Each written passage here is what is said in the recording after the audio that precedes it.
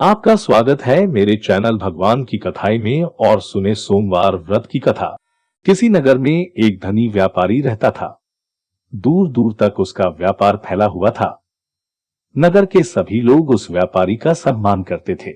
इतना सब कुछ संपन्न होने के बाद भी वह व्यापारी बहुत दुखी था, क्योंकि उसका कोई पुत्र नहीं था, जिस कारण अपने मृत्यु के पश्चात व्यापार के उत्तराधिकारी की चिंता उसे हमेशा सताती रहती थी। पुत्र प्राप्ति की इच्छा से व्यापारी प्रत्येक सोमवार भगवान शिव की व्रत पूजा किया करता था और शाम के समय शिव मंदिर में जाकर शिव जी के सामने घी का दीपक जलाया करता था। उसकी भक्ति देखकर मां पार्वती प्रसन्न हो गई और भगवान शिव से उस व्यापारी की मनोकामना पूर्ण करने का निवेदन किया। भगवान शिव बोले, संसार में सबको उसके कर्म के अनुसार फल की प्राप्ति होती है। जो प्राणी जैसा कर्म करते हैं उन्हें वैसा ही फल प्राप्त होता है। शिवजी द्वारा समझाने के बावजूद मां पार्वती नहीं मानी और उस व्यापारी की मनोकामना पूर्ति हेतु वे शिवजी से बार बार अनुरोध करती रही। अंतत माता के आग्रह को देखकर भगवान भोलेनाथ को उस व्यापारी को पुत्र प्राप्ति का वरदान देना पड़ा। वरदान देने के पश्चात भोलेनाथ मां पार्वती से बोले, आपके आग्रह पर मैंने पुत्र प्राप्ति का वरदान तो दे दिया, परंतु इसका यह पुत्र 16 वर्ष से अधिक समय तक जीवित नहीं रहेगा। उसी रात भगवान शिव उस व्यापारी के स्वप्न में आए और उसे पुत्र प्राप्ति का वरदान दिया और उसके पुत्र के 16 वर्ष तक जीवित रहने की भी बात बताई। भगवान के वरदान से व्यापारी को खुशी तो हुई, लेकिन पुत्र की अल्पायु की चिंता ने उस खुशी को नष्ट कर दिया। व्यापारी पहले की तरह सोमवार के दिन भगवान शिव का विधिवत व्रत करता रहा। कुछ महीनों के बाद उसके घर एक अति सुंदर बालक ने जन्म लिया और घर में खुशियां ही खुशियां भर गई। बहुत धूमधाम से पुत्र जन्म का समारोह मनाया गया, परंतु व्यापारी को पुत्र जन्म की अधिक खुशी नहीं हुई, क्योंकि उसे पुत्र की अल्पायु के रहस्य का पता था। जब पुत्र 12 वर्ष का हुआ तो व्यापारी ने उसे उसके मामा के साथ पढ़ने के लिए वाराणसी भेज दिया। लड़का अपने मामा के साथ शिक्षा प्राप्ति हेतु चल दिया। रास्ते में जहां भी मामा भांजे विश्राम हेतु रुकते, वहीं यज्ञ करते और ब्राह्मणों को भोजन कराते। लंबी यात्रा के बाद मामा भांजे एक नगर में पहुंचे। उस दिन नगर के राजा की कन्या का विवाह था, जिस कारण पूरे नगर को सजाया गया था। निश्चित समय पर बारात आ गई, लेकिन वर का पिता अपने बेटे के एक आंख से काने होने के कारण बहुत चिंतित था। उसे भय था कि इस बात का पता चलने पर कहीं राजा विवाह से इनकार न कर दे, इससे उसकी बदनामी भी होगी। जब वर के पिता ने व्यापारी के पुत्र को देखा तो उसके मस्तिष्क में एक विचार आया। उसने सोचा, क्यों न इस लड़के को दूल्हा बनाकर राजकुमारी से विवाह करा दूं। विवाह के बाद इसको धन देकर विदा कर दूंगा और राजकुमारी को अपने नगर ले जाऊंगा। वर के पिता ने लड़के के मामा से इस संबंध में बात की।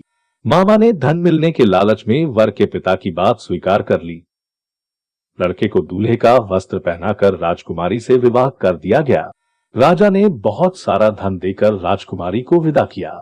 शादी के बाद लड़का जब राजकुमारी से साथ लौट रहा था तो वह सच नहीं छिपा सका और उसने राजकुमारी के ओढ़नी पर लिख दिया, राजकुमारी, तुम्हारा विवाह मेरे साथ हुआ था। मैं तो वाराणसी पढ़ने के लिए जा रहा हूं और अब तुम्हें जिस नवयुवक की पत्नी बनना पड़ेगा वह कान्हा है। जब राजकुमारी ने अपनी ओढ़नी पर लिखा हुआ पढ़ा तो उसने काने लड़के के साथ जाने से इनकार कर दिया। राजा को जब ये सब बातें पता लगी तो उसने राजकुमारी को महल में ही रख लिया। उधर लड़का अपने मामा के साथ वाराणसी पहुंच गया और गुरुकुल में पढ़ना शुरू कर दिया। जब उसकी आयु 16 वर्ष की हुई तो उसने यज्ञ किया। यज्ञ के समाप्ति पर ब्राह्मणों को भोजन कराया और खूब अन्न वस्त्र दान किए। रात को वह अपने शयन कक्ष में सो गया। शिव के वरदान के अनुसार शयनावस्था में ही उसके प्राण पखेरु उड़ गए। सूर्योदय पर मामा मृत भांजे को देखकर रोने पीटने लगा। आसपास के लोग भी एकत्र होकर दुख प्रकट करने लगे। लड़के के मामा के रोने विलाप करने के स्वर समीप से गुजरते हुए भगवान शिव और माता पार्वती जी ने भी सुने। माता पार्वती ने भगवान से कहा, प्राणनाथ, मुझे इसके रोने के स्वर सहन नहीं हो रहे। आप इस व्यक्ति के कष्ट को अवश्य दूर करें। भगवान शिव ने माता पार्वती के साथ अदृश्य रूप में समीप जाकर देखा तो भोलेनाथ माता पार्वती से बोले, यह तो उसी व्यापारी का पुत्र है जिसे मैंने 16 वर्ष की आयु का वरदान दिया था। इसकी आयु पूरी हो गई है। मां पार्वती ने फिर भगवान शिव से निवेदन कर उस बालक को जीवन देने का आग्रह किया। माता पार्वती के आग्रह पर भगवान शिव ने उस लड़के को जीवित होने का वरदान दिया और कुछ ही पल में वह जीवित होकर उठ बैठा। शिक्षा समाप्त करके लड़का मामा के साथ अपने नगर की ओर चल दिया। दोनों चलते हुए उसी नगर में पहुंचे जहां उसका विवाह हुआ था। उस नगर में भी यज्ञ का आयोजन किया। समीप से गुजरते हुए नगर के राजा ने यज्ञ का आयोजन देखा और उसने तुरंत ही लड़के और उसके मामा को पहचान लिया। यज्ञ के समाप्त होने पर राजा मामा और लड़के को महल में ले गया और कुछ दिन उन्हें महल में रखकर बहुत सा धन, वस्त्र आदि देकर राजकुमारी के साथ विदा कर दिया। इधर भूखे प्यासे रहकर व्यापारी और उसकी पत्नी बेटे की प्रतीक्षा कर रहे थे। उन्होंने प्रतिज्ञा कर रखी थी कि यदि उन्हें अपने बेटे की मृत्यु का समाचार मिला तो दोनों अपने प्राण त्याग देंगे, परंतु जैसे ही उसने बेटे के जीवित वापस लौटने का समाचार सुना तो वह बहुत प्रसन्न हुआ।